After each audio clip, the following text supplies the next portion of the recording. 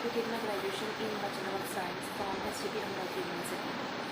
So after that I was struggling for the job, and one of my friends suggested me about the Evision 45 days internship program, and that's why I contacted to the recruiter to Sant who has suggested me about attending the demo videos.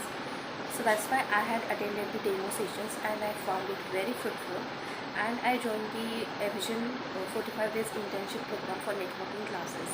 And after completing the program, I got placed into the ORIENT Technologies.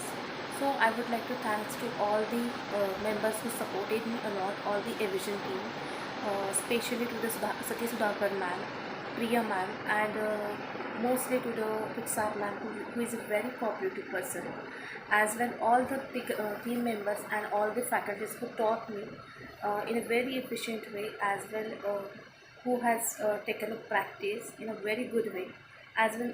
That's why I got selected into the Evision Technologies. So I would like to thanks to complete team and especially to the Evision.com. Thanks a lot, Evision. Only because of Evision today I got the job. So thank you all the team and Evision.